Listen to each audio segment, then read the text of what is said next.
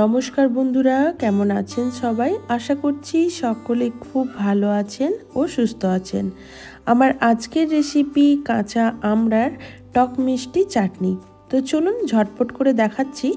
আর কাঁচা আমড়া কিন্তু এখন বাজারে খুবই পাওয়া যাচ্ছে, আর এই আমড়াগুলো কিন্তু এখনও শক্ত হয়নি, ভেতরটা খুব ইজিভাবে কাটা যাচ্ছে। আর কিছুদিন পর তো এই আমড়াগুলো খুব শক্ত হয়ে যাবে, তখন কিন্তু কাটা খুব মুশকিল হয়ে যায়। তো চলুন আজকের রেসিপিটি শুরু করছি। তো এই আমড়াগুলো আমি প্রথমে ভালোভাবে জলে ধুয়ে পরিষ্কার করে নিয়েছি। এখন আমি উপরের খোসাটা ছাড়িয়ে এভাবে 4 টুকরো 5 টুকরো করে কেটে নেব।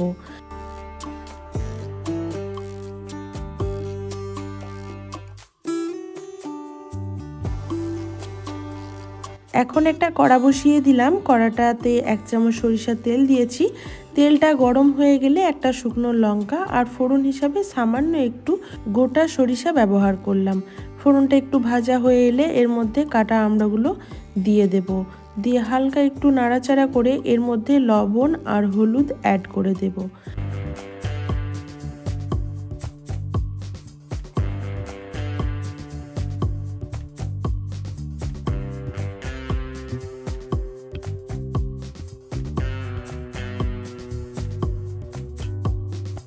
খুব বেশিক্ষণ ভাজার একদমই প্রয়োজন নেই। হালকা একটু ভাজা হয়ে গেলে এর মধ্যে আমি দিয়ে দেব পরিমাণ মতো জল। দিয়ে ফুটে আসার অপেক্ষায়, ফুটে গেলে আমি একটা ঢাকা চাপা দিয়ে 2 থেকে 3 মিনিট মতো অপেক্ষা করব। এই কচি আমড়াগুলো সেদ্ধ হতে কিন্তু একদমই বেশি টাইম লাগবে না, খুব কম সময়ে কিন্তু সেদ্ধ হয়ে যাবে। তো দেখুন সেদ্ধও হয়ে গেছে আর কালারটাও চেঞ্জ হয়ে গেছে। তারপরেও আমি একটু চেক করে নিলাম, তো দেখলাম খুব ভালো করে সেদ্ধ হয়ে গেছে। এখন আমি সামান্য একটু লঙ্কার গুঁড়ো অ্যাড করেছি আর দিয়ে দেব পরিমাণ মতো চিনি। যেহেতু আজকে আমি বানাচ্ছি কচি আমড়ার টক মিষ্টি ঝাল আমড়ার চাটনি, আর এই চাটনিটা কিন্তু ভাতের শেষ পাতে খেতে দুর্দান্ত লাগে। আমরা বাঙালিরা সকলেই ভাতের শেষ পাতে একটু মিষ্টি, টক মিষ্টি চাটনি বা কিছু একটা আচারের অপেক্ষায় থাকি। তো এটা কিন্তু খেতে দুর্দান্ত লাগবে। তো খুব ভালো করে দেখুন ফুটিয়ে নিয়েছি। মিষ্টিটা একবার চেক করে নিলাম, চিনিটা গলে গেছে। তারপর তো দেখলাম সব কিছু মোটামুটি ঠিকঠাক আছে।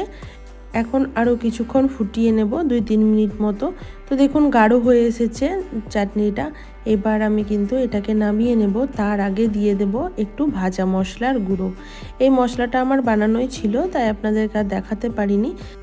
তো এটা বানিয়েছিলাম একটা শুকনো লঙ্কা, সামান্য একটু গোটা জিরে আর সামান্য একটু মেথি দানা শুকনো খোলাতে গরম করে এটাকে গুঁড়ো করে রেখেছিলাম। তো এটা যে কোনো চাটনি বা টক এইগুলোর ক্ষেত্রে আমি ব্যবহার করে থাকি।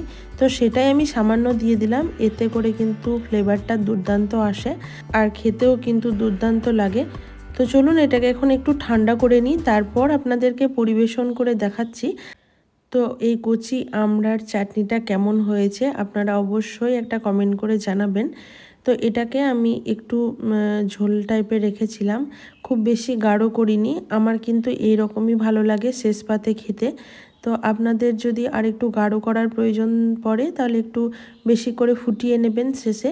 তো দেখুন কেমন হয়েছে রেসিপিটি, আজকে অবশ্যই একটা কমেন্ট করে জানাবেন। ভালো লাগলে একটা লাইক করে দেবেন, আর নতুন বন্ধু হয়ে থাকলে অবশ্যই চ্যানেলটাকে সাবস্ক্রাইব করে পাশে থাকবেন। সকলে ভালো থাকবেন, সুস্থ থাকবেন। আবারও দেখা হবে নেক্সট কোনো ব্লগ বা ভিডিওর সাথে। আজকের মতো এই পর্যন্তই বন্ধুরা, টাটা।